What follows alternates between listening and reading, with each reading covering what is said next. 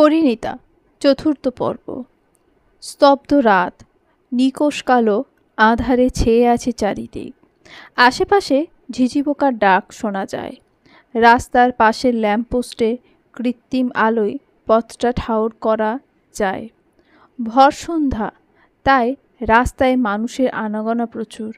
পিচঢালা রাস্তার মাঝ দিয়ে শাঁসা করে সামনে এগিয়ে চলে একটা গাড়ি। প্রিয়ম জানালা দিয়ে মুগ্ধ চোখে দেখছে বাইরের দৃশ্য। বাইরে থেকে বাতাস ঢুকছে। প্রিয়ম চোখ বন্ধ করে অনুভব করে গ্রামের স্নিগ্ধতা। কতদিন পর নিজের গ্রামে পা রাখছে ও। তার ইয়াত্ত নেই। যতই পড়াশোনার তাগিদে শহরে থাকুক না কেন, তারপরও নিজের গ্রামের প্রতি আলাদা যে টান, ভালোবাসা হৃদয়ে থেকে যায়, তা সত্যিই অনন্য। প্রিয়ম হাতঘড়িতে সময় দেখে নিল। ঘড়ির কাঁটায় নির্দেশিত সময় দেখে মন খারাপ হয়ে যায় ওর। যে কাজের জন্য এলো সেই কাজটাই তো সম্পন্ন হয়ে গেছে এতক্ষণে। গাড়ির স্পিড বাড়ানোর জন্য প্রিয়ম ড্রাইভারকে তাগাদা দিল। গাড়ি এসে প্রিয়মের গন্তব্যে থামল। প্রিয়ম গাড়ি থেকে নেমে টাকা পে করে হাস্যজল চোখে তাকায় ভূঁইয়া বাড়ির দিকে। পরক্ষণে আবার ঠোঁট উল্টোয়। এতক্ষণে বিয়ে সব অনুষ্ঠানই নিশ্চয়ই শেষ। এইসব ভেবে কাঁধে ব্যাগ চাপিয়ে হাঁটা ধরল। চোখ ঘুরিয়ে চাইল চারিদিকে।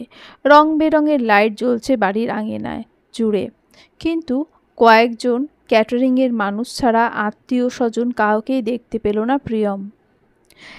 এখনও তো সবে সন্ধ্যা। ওর যত বড় পরিবার আর যতগুলো আত্মীয় স্বজনের সাথে আরও আছে গ্রামের লোকজন, এত তাড়াতাড়ি তো সবার চলে যাওয়ার কথা না। প্রিয়ম নিজের চিন্তা ছেড়ে হাসি মুখে বাড়ির ভেতরে ঢুকলো। ডাইনিং রুমে সোফায় বসে আছে কয়েকজন মুরব্বী। চিন্তিত মুখশ্রীতে নিজেদের মধ্যে কিছু আলোচনা করছে তারা। প্রিয়ম চেনে না তাদেরকে। একান্নবর্তী পরিবার হওয়ার সুবাদে অনেক দূর সম্পর্কে আত্মীয়দের সাথেও এদের এখনও গলায় গলায় সম্পর্ক। প্রিয়ম এদের বেশিরভাগকেই চেনে না। প্রিয়ম কপাল কুঁচকে তাকালো। বিয়েবাড়ি নিশ্চয়ই এরকম বেশভূষা থাকে না, এভাবে নিস্তব্ধতা আর বিষণ্ণতা ঘিরে থাকে না। প্রিয়ম সিঁড়ি বেয়ে ওপরে উঠল। ওর মা, বড় মা, ওরা কোথায়? পরশু থেকে ফোন দিয়ে দিয়ে পাগল বানিয়ে ফেলা ওর মা আজ দুপুর থেকে একবারও কল দেয়নি, আসার তাগিদাও দেয়নি ওকে। এমনকি পরিবারের কারোরই কল যায়নি ওর কাছে। প্রিয়ম নিজের মায়ের কক্ষের দিকে হাঁটা ধরল। মনারা বেগমের রুমের কাছাকাছি আসতেই পা থেমে যায় ওর। বাইরে ছোটোখাটো ভিড়, ভেতর থেকে অনবরত কান্নার শব্দ আসছে। প্রিয়মের বুক ধক করে উঠল। কাঁধের ব্যাগ মেঝেতে ফেলে দ্রুত পায়ে এগিয়ে গেল। সবাইকে সরিয়ে ভেতরে ঢুকলো। বিছানা ঘিরে দাঁড়িয়ে আছে সবাই। মনারা বেগমকে দেখে পিলে চমকে ওঠে ওর। অস্থির পায়ে এগিয়ে আসে। শোয়া অবস্থায় মনারা বেগমকে জড়িয়ে ধরল প্রিয়ম। কাপা গলায় বলল, আম্মু, আম্মু কি হয়েছে তোমার? কথা বলো আমার সাথে। মনারা বেগম উত্তর দিতে পারলেন না। মনের শব্দগুলো কণ্ঠনালী ভেদ করে বের হলো না আর। প্রিয়মের পুরো শরীর কেঁপে ওঠে। মনারা বেগমের চোখের কার্নিশ পেয়ে পানি গড়ায়। ঠোঁট নাড়িয়ে কিছু বলার চেষ্টা করেন তিনি। প্রিয়ম কাপা হাতে চোখের পানি মুছে দিল ওনার। বিছানার একপাশে বসে থাকা আরিশাকে জিজ্ঞেস করল, আম্মুর কি হয়েছে আরিশা? এত অসুস্থ হয়ে পড়লো কিভাবে? আরিশা কান্নার চোটে কথা বলতে পারল না। উত্তর না পেয়ে প্রিয়ম তাকালো রিদিতার দিকে। ছলছল চোখে তাকিয়ে বলল, ভাবিপু, তুমি অন্তত বলো, কি হয়েছে আমার আম্মুর? কথা বলছে না কেন আমার সাথে? কেউ তো কিছু বলো। শেষের বাক্যটা জোরে বলল প্রিয়ম। রিদিতা ভাঙা গলায় বলল, প্রাণনেশা। বলেই মুখ চেপে ধরে কাঁদল রিদিতা। কি হয়েছে আমার বনুর? ভাবিপু, বলো আমাকে। ও এখানে নেই কেন? ও তো আম্মুকে ছাড়া এক পাও নড়ে না কোথাও। কোথায় ও? কিছু তো বলো। রিদিতা হেঁচকি তুলে কাঁদল। অনেক কষ্টে উচ্চারণ করল, প্রাণনেশা। প্রাণনেশা সুইসাইড করেছে। মালিহা বেগম প্রাণনেশার কক্ষের ফ্লোর মুছছেন। চোখ দিয়ে অবিকল ধারায় পানি গড়াচ্ছে তার। কিছুক্ষণ পর পর গলা দিয়ে শব্দ বেরিয়ে আসছে। ছড়ানো ছিটানো রক্ত দেখে বুকের ভেতর অসহ্য যন্ত্রণা হচ্ছে ওনার। তার মেয়েটা এমন কেন করলো? এখনো পর্যন্ত বুঝতে পারল না কেউ। কিসের এত কষ্ট ছিল ওর? সকাল থেকেই তো হাসি খুশি ছিল, চঞ্চল পায়ে হেঁটে বেড়াচ্ছিল। তাহলে কি এমন হয়ে গেল যে আত্মহত্যার পথ বেছে নিতে হলো মেয়েটাকে? মালিয়া বেগম এক হাতে ভেজা কাপড় দিয়ে ফ্লোর মুছছেন, আবার বালতির পানিতে ভিজিয়ে পরিষ্কার করে আবার মুছছেন। বালতির পানিগুলো এতক্ষণে রক্তলাল হয়ে গেছে। মালিয়া বেগম হাতের ভেজা কাপড়টুকু বালতিতে রাখলেন, বালতিটা নিয়ে কক্ষের বাইরে রেখে আসলেন। এলোমেলো পায়ে হেঁটে এসে আবার খাটের সাথে হেলান দিয়ে পরিষ্কার মেঝেতে বসলেন। হু হু করে কেঁদে উঠলেন তিনি। মেয়েটার কী অবস্থা এখন কে জানে। পুরো বাড়ির একমাত্র মেয়ে প্রাণনেশা। কোনো দিন তো নিজের মেয়ে ছাড়া কল্পনা করেননি তিনি। তাহলে কেন একজন মা হয়ে বুঝতে পারলেন না কিসের এত কষ্ট পেয়েছে মেয়েটা? মাহেলা বেগম চোখ মুছে বিছানার ওপর মাথা রাখলেন। কাঁদতে কাঁদতে ক্লান্ত লাগছে নিজেকে। দরজার পাশে এক টুকরো কাগজ পড়ে থাকতে দেখে কপাল কুঁচকে আসে ওনার। কাগজটা হাতে নিয়ে আবার মেঝেতে বসলেন তিনি। কিছু লেখা থাকতে পারে এই ভেবে কাগজ খুললেন। পুরো কাগজটাতে ছোপ ছোপ রক্তের দাগ। কাগজের প্রতিটা শব্দ হতভম্ব হয়ে পড়লেন তিনি। প্রাণনেশা ভালোবাসে প্রত্যুষকে, এটা কশ্চিনকালেও বিশ্বাস করতে পারলেন না তিনি। কই, কোনোদিন তো এমন কিছু দেখেনি দুজনের মধ্যে। উল্টেও প্রাণনেশা মিনিটে মিনিটে এসে প্রত্যুষের নামে বিচার দিয়ে যেত ওনার কাছে।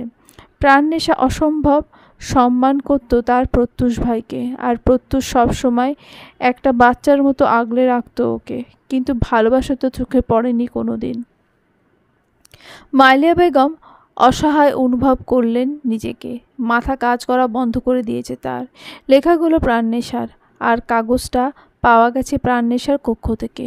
উনি বিশ্বাস করতে না চাইলেও এটাই সত্য। ওনার অবিশ্বাসে সত্যটা তো আর বদলে যাবে না। এই জন্যই প্রত্যুষের বিয়ের দিন মেয়েটা ওভাবে কেঁদেছিল, দরজা বন্ধ করে বসেছিল, আর ওনারা ভেবে নিলেন প্রত্যুষ বকা দিয়েছে তাই এমন করেছে প্রাণনেশা। মালিয়া বেগম এবার আরও বেশি কান্না পেল। প্রাণনেশার আত্মহত্যার কারণ প্রত্যুষ। প্রত্যুষও ভালোবাসত প্রাণনেশাকে। ইস, এটা কেন আগে জানতে পারলেন না তিনি?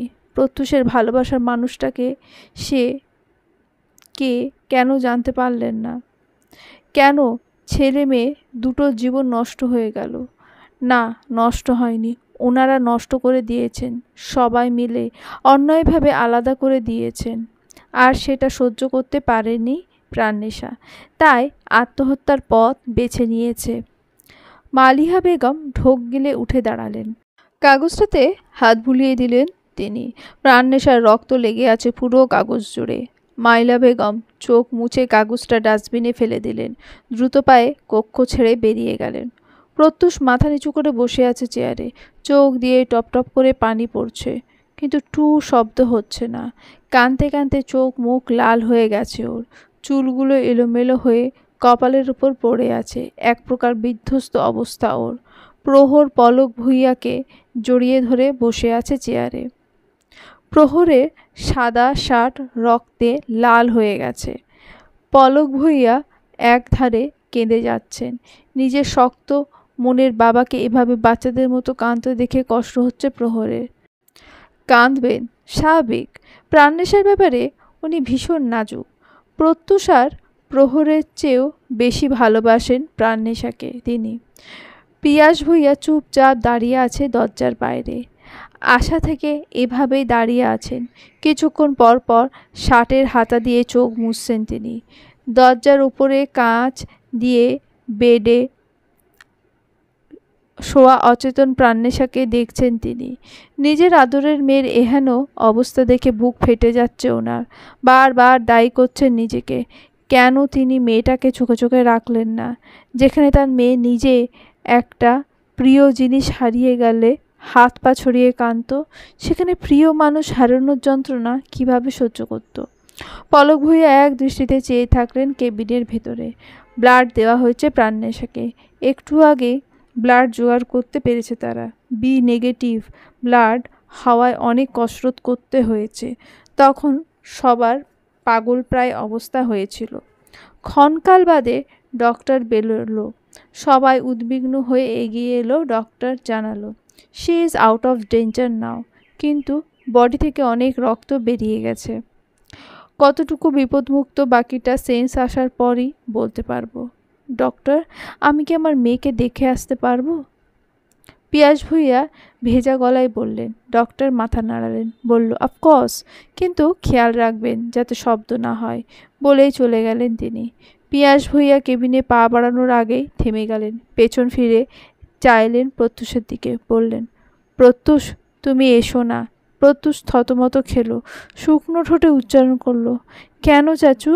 আমি দেখতে যাব না প্রাণকে? না, ও যদি চোখ খুলে তোমাকে দেখে তাহলে অনেক কষ্ট পাবে। প্রত্যুষ আহত চোখে তাকালো নিজের চাচার দিকে। প্রহর আর পলক ভুঁইয়া বুঝতে পারলেন না কিছু। পলক ভুঁইয়া জিজ্ঞেস করলেন, ওকে দেখলে প্রাণমা কষ্ট পাবে কেন? সেটা ওই জানে, বলে গটগট পায়ে হেঁটে কেবিনের ভেতরে ঢুকে গেলেন তিনি। প্রহর কিছু না ভেবে কেবিনের ভেতরে ঢুকে গেল। পলক ভুঁইয়া এক পলক প্রত্যুষের দিকে তাকিয়ে নিজেও চলে গেলেন। এই মুহূর্তে পিয়াস ভুঁইয়া কেন এমন করছে সেটা ভাবার সময় বা মানসিকতা কোনোটাই নেই। প্রত্যুষ অসহায় হয়ে দাঁড়িয়ে থাকলো বাইরে। পিয়াস ভুঁইয়া প্রাণনেশার হাত ধরে বসলেন, চুলে হাত বুলিয়ে দিলেন। ওর শাড়ি বদলে মেয়েটাকে পেশেন্টের ড্রেস পরানো হয়েছে। হাত দুটো ক্যানেল লাগানো, এক হাতে স্যালাইন চলছে, আর এক হাতে ব্লাড, মুখে অক্সিজেন মাস্ক লাগানো। পিয়াস ভুঁইয়া টলমল চোখে তাকালেন ওর দিকে, ভাঙা গলায় বললেন, সরি আম্মু, মাফ করে দিও আমাকে। প্রহর অবাক চোখে তাকালো পিয়াস ভুঁইয়ার দিকে। কেমন যেন অনুভব হচ্ছে ওর, কিছু একটা সন্দেহ হচ্ছে, কিন্তু মনে প্রাণে চাইছে সে সন্দেহ যাতে সত্যি না হয়। প্রত্যুষ দেওয়ালের সাথে হাত ঠেকিয়ে দরজার পাশে দাঁড়িয়েছিল। সামনে থেকে প্রিয়মকে আসতে দেখে অবাক দৃষ্টিতে তাকালো। প্রিয়ম দৌড়ে এসে জড়িয়ে ধরল ওকে। প্রত্যুষ পড়তে পড়তে সামলায় নিজেকে, নিজেও শক্ত করে জড়িয়ে ধরল ওকে। প্রিয়ম ভাঙা গলায় বলল, প্রত্যুষ ভাই, প্রাণনেশা কোথায়? আমার বনু কেমন আছে? প্রত্যুষ নিজের কান্না আটকালো, জিভ দিয়ে ঠোঁট ভিজিয়ে বলল, আউট অফ ডেঞ্জার, কেবিনের ভেতরে আছে, যা দেখে আয়। প্রিয়ম দ্রুত পায়ে কেবিনের ভেতর ঢুকলো। সবাই অবাক হয়ে তাকালো ওর দিকে। প্রহর অবাক হয়ে বলল, কিরে তুই? প্রিয়ম মলিন হাসে। পিয়াস ভুঁইয়া প্রাণনেশার হাত জড়িয়ে বসেছিলেন। প্রিয়মকে দেখে উদ্বিগ্ন চোখে তাকালেন তিনি। প্রিয়ম গিয়ে জড়িয়ে ধরল বাবাকে, কাঁধে মাথা রেখে বলল, বাবা, বনু এমন কেন করলো? পিয়াস ভুঁইয়া উত্তর দিতে পারলেন না, শুধু নিশ্চুপ চোখে পানি ফেলে গেলেন। প্রত্যুষ আর ধৈর্য ধরতে না পেরে হন্তদন্ত হয়ে কক্ষের ভেতরে ঢুকে যায়। পিয়াস ভুঁইয়া এক পলক প্রত্যুষের দিকে তাকালেন।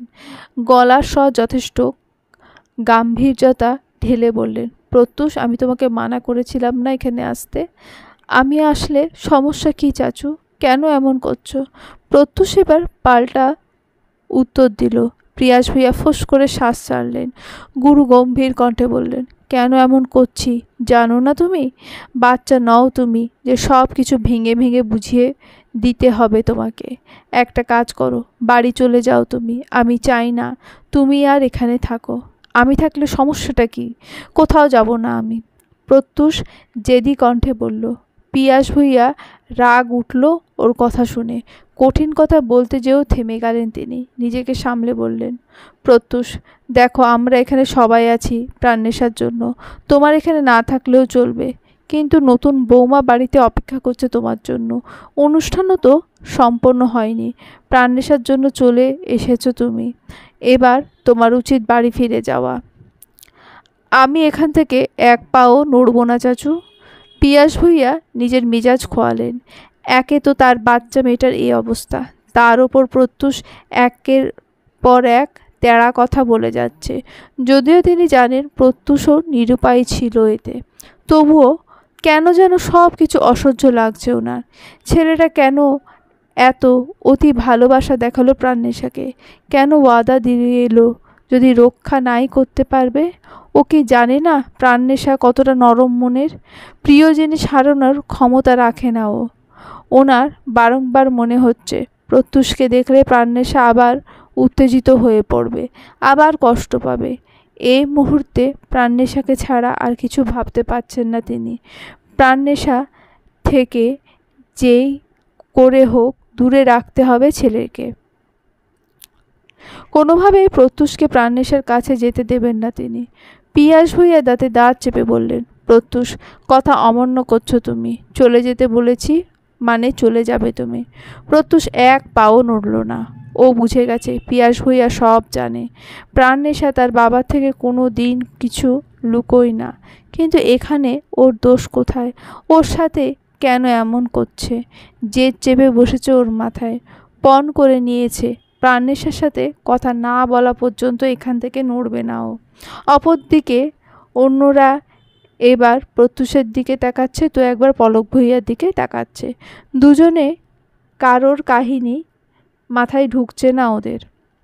দুজনে যেন নীরব যুদ্ধ ঘোষণা করে দিয়েছে, আর সেই যুদ্ধ চলছে চোখের দৃষ্টি দিয়ে। পরিস্থিতি বেগতিক দেখে পলক ভুঁইয়া বিহ্বল কণ্ঠে বললেন, কি হয়েছে তোমাদের দুজনের? এরকম করছো কেন? ভাইজান, ওকে এখান থেকে চলে যেতে বলো। পিয়াস ভুঁইয়া ফুঁসে বলল, ও এখানে থাকলে সমস্যা কোথায়? পিয়াস ভুঁইয়ার কথা খেয়েই হারালেন। চিবিয়ে চিবিয়ে বললেন, যার জন্য আমার মেয়ের এই অবস্থা তাকে ওর আশেপাশেও ঘেঁষতে দেব না আমি। সবাই অবাক হয়ে তাকালো পিয়াস ভুঁইয়ার দিকে। প্রাণনেশার আত্মহত্যার জন্য প্রত্যুষকে দায়ী করার কারণ খুঁজে পেল না। প্রিয়ম হতভম্ব হয়ে বলল, প্রত্যুষ ভাই কি করেছে বাবা? তুমি প্রত্যুষ ভাইয়াকে দোষী করছো কেন? সেটা ওর থেকেই জিজ্ঞেস কর। কেন আমার মেয়েটার সাথে এমন করেছে ও? কি দোষ করেছিল আমার প্রাণনেশা, যার জন্য ওকে মৃত্যুর মুখে ঠেলে দিল? প্রত্যুষের মনোবল কাঁচের মতো ভেঙে যায়। এতক্ষণ জেদের যে অভিব্যক্তি নিয়ে দাঁড়িয়েছিল তা মুহূর্তেই হারিয়ে ফেলল ও। প্রত্যুষ ভাঙা গলায় বলল, আমি কিচ্ছু করিনি চাচু, বিশ্বাস করো। তুমি তো জানো আমি অপরাগ ছিলাম। কেমন অপরাগ ছিলে তুমি বলো আমাকে? বাচ্চা তুমি, নিজের জীবনের ডিসিশন নিজে নিতে পারো না? যদি নিতে নাই পারবে তাহলে কথা দিলে কেন? তুমি জানো না ও কেমন? তুমি জানতো না ও তোমাকে কতটা ভালোবাসে? ও নিজের ভালোবাসার জিনিসগুলো হারাতে পারে না, জানো না তুমি? কেন ওর হাতটা মাঝপথে ছেড়ে দিলে?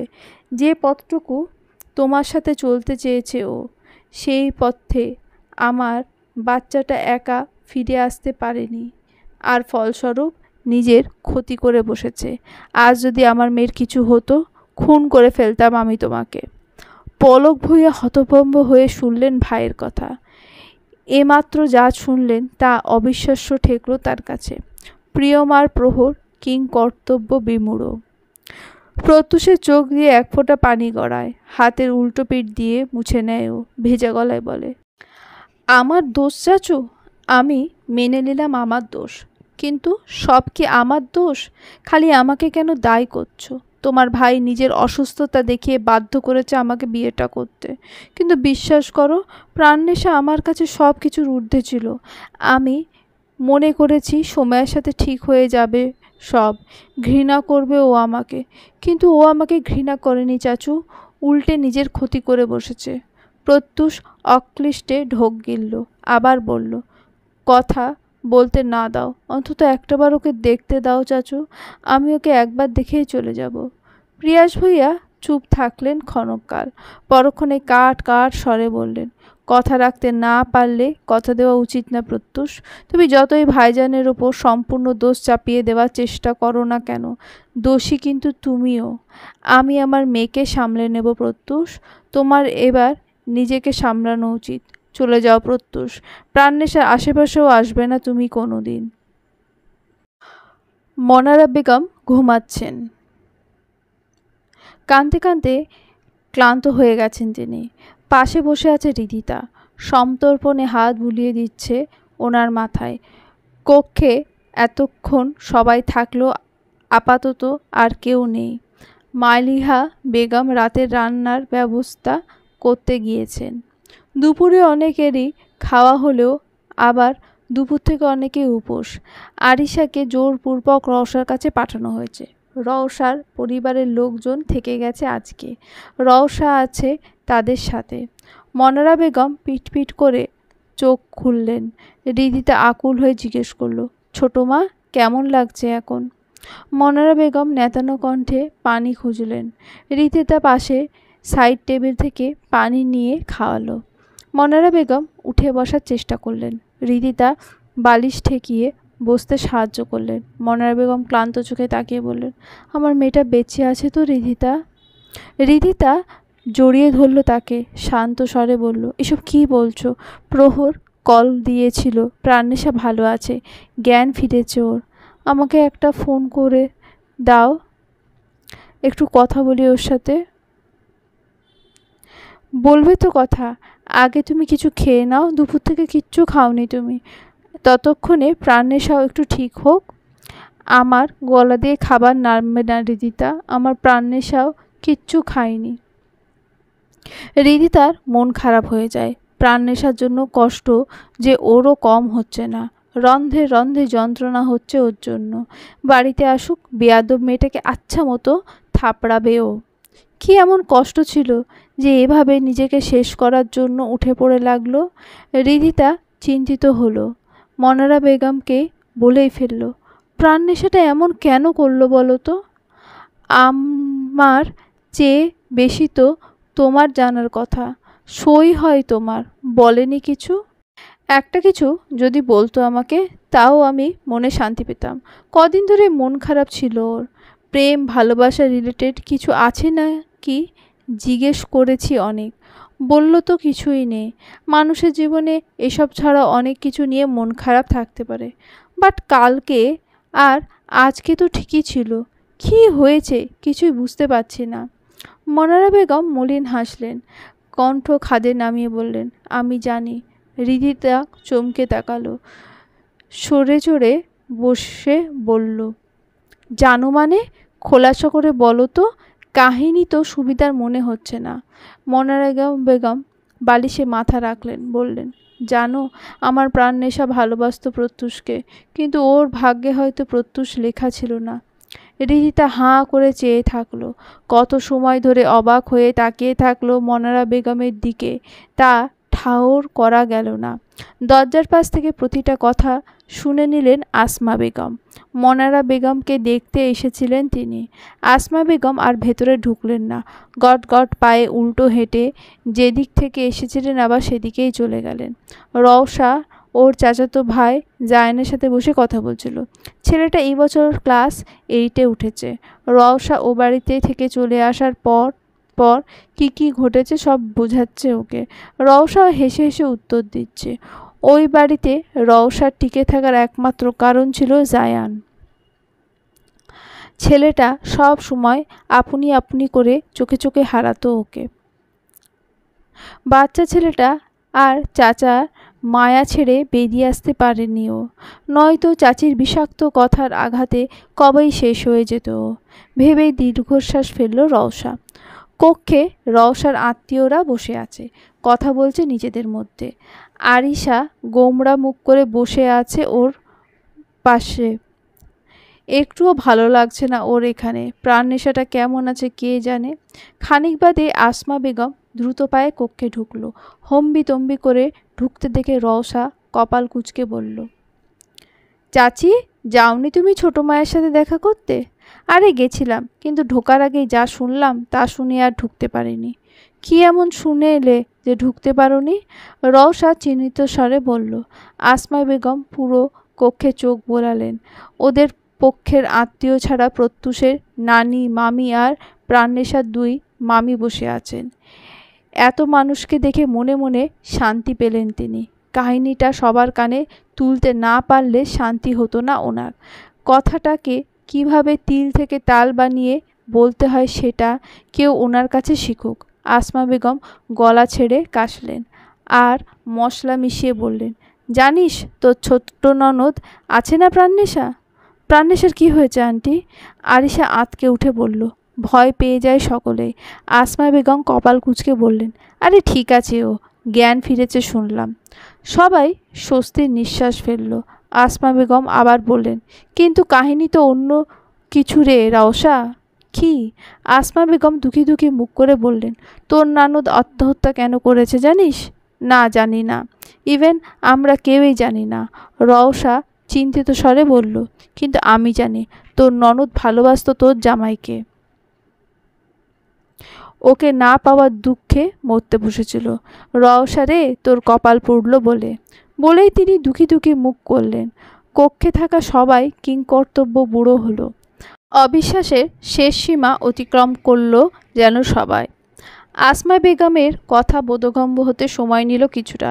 রওশা হা হয়ে তাকিয়ে থাকে চাচির দিকে। আরিশা ক্রোধান্বিত হয়ে দাঁড়িয়ে গেল। তেতে উঠে বলল, কি যাতা বলছেন আন্টি, মাথা ঠিক আছে আপনার? আরিশার কথা শুনে বিরক্ত বোধ করলেন আসমা বেগম। তার কথা কেউ অবিশ্বাস করুক সেটা পছন্দ না তার। তার উপর হাঁটুর বয়সী একটা মেয়ে কথা শোনাচ্ছে তাকে। তবুও তিনি যথেষ্ট শান্ত থাকলেন। বললেন, একটা মানুষ মরতে বসেছে, তাকে নিয়ে নিশ্চয়ই মজা করব না আমি। যা শুনে এলাম তাই বললাম। বিশ্বাস করা না করা তোমার ব্যাপার। আরিশা আর এক মুহূর্ত দাঁড়ালো না, দ্রুত পায়ে বেরিয়ে গেল কক্ষ ছেড়ে। রওশা গাঁট হয়ে বসে থাকে। কেমন অনুভব হচ্ছে তা বুঝতে পারা দায়। কান দিয়ে ধোঁয়া বের হচ্ছে যেন, মস্তিষ্কে দহন হচ্ছে।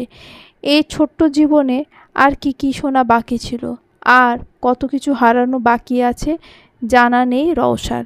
শুধু আজকে এইটুকু জানলো, ও হাত দিয়ে যা কিছু ছয় তাই ছায়ে পরিণত হয়। রিধিতা চুপচাপ বসে আছে মনারা বেগমের পাশে। কক্ষে পিনপতন নীরবতা। মনারা বেগম সব কিছু বলে ওদের নীরবতার মাঝে আরিশা হন্তদন্ত হয়ে ঢুকলো। দুজনেই অবাক হয়ে তাকালো ওকে ওভাবে আসতে দেখে। আরিশা বড় বড় করে শ্বাস নিয়ে বলল, মামিমা, এসব কি শুনে এলাম প্রাণনেশার ব্যাপারে? মনার বেগম ক্লান্ত চোখে চাইলেন, বললেন, কি শুনে এলে আরিশা? আরিশা দ্রুত পায়ে গিয়ে বসলো ওনার কাছে। হড়বড় করে বলল, প্রত্যুষ ভাইয়ার প্রাণনেশা নাকি? আরিশা থেমে গেল।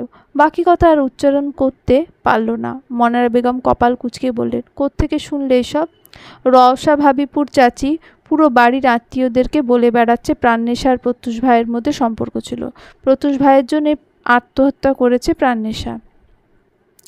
রিধিতা আতকে উঠে বলল, কি বলছিস আরু এসব? উনি এসব জানলেন কোত্থেকে? তোমরা নাকি বলছিলে দুজনের মধ্যে উনি এসেছিলেন মামিকে দেখতে, কিন্তু তোমাদের কথা শুনে আর কক্ষে ঢোকেনি। সত্যি এসব ভাবি পু? মিথ্যা, তাই না? রিদিতা মুখ কালো করে বসলো। আরিশা হতভম্ব হয়ে তাকালো দুজনের দিকে। একে একে সব পরিষ্কার হলো ওর কাছে। অনুষ্ঠানের দিন, প্রাণনেশার কলেজ চলে যাওয়া, প্রতিটা সময় মন খারাপ করে বসে থাকা, সব কিছুই তাহলে প্রিয় মানুষ হারানোর কষ্ট ছিল। প্রাণনেশা তো একটা বারও বুঝতে দিল না ওদেরকে। নিজের একটা পছন্দের জিনিস হারিয়ে ফেললেও মেয়েটা হাত পা ছড়িয়ে কাঁদত, কিন্তু পছন্দের মানুষটাকে সারা জীবনের জন্য হারিয়েও কিভাবে নিজের যাতনাকে বুকের মধ্যে চেপে রাখলো। পলক ভূঁইয়া কেবিনের বাইরে চুপচাপ বসে আছেন, কিন্তু তার মনের মধ্যে কি উথাল পাথাল ঝড় বইছে তা বাইরে থেকে বোঝা মুশকিল। অনুতাপের দহনে প্রতিটা সেকেন্ড শ্বাস বন্ধ হয়ে আসছে তার। বিশ্রীভাবে যন্ত্রণা হচ্ছে বুকের ভেতর। প্রাণনেশার এই কষ্টের জন্য সেই দায়ী। এইটাই দগ্ধ করছে প্রতিনিয়ত তাকে। পলক ভূঁইয়া চোখ মুছে সামনের কেবিনের দরজা থেকে চাইলেন। প্রাণনেশার জ্ঞান ফিরেছে। তার কিছু সময় অতিবাহিত হয়েছে। পলক ভূঁইয়া ওকে এক নজর দেখেই চলে এসেছেন। কেন যেন মেয়েটার সাথে নজর মেলাতে পারছিলেন না। এত অপরাধ বোধ নিয়ে মেয়েটার সাথে বাক্য বিনিময় করতে কুণ্ঠিত বোধ করছিলেন বারংবার। সেই থেকে এখানে একা একা বসে আছেন তিনি।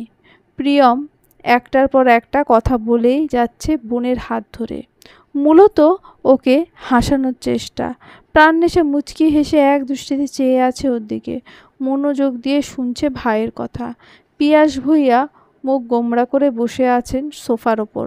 প্রাণনেশা পাশ ফিরে চাইল ওনার দিকে, আবার প্রিয়মের দিকে চেয়ে ধীর কণ্ঠে বলল, বাবা কি আমার সাথে কথা বলবে না ভাই? বাবা রাগ করেছে তোর ওপর, তুই এমন করলি কেন? প্রাণেশা ঠোঁট উল্টালো, বলল, ক্ষমা চাওয়ার সুযোগটা তো দেবে অন্তত, কথা বলতে বলো আমার সাথে। প্রিয়ম তাকালো পিয়াস ভুইয়ার দিকে, আমতা আমতা করে বলল, এবারে তো ক্ষমা করে দাও বাবা, বেঁচে ফিরেছে তাই ক্ষমা চাওয়ার সুযোগ পাচ্ছে।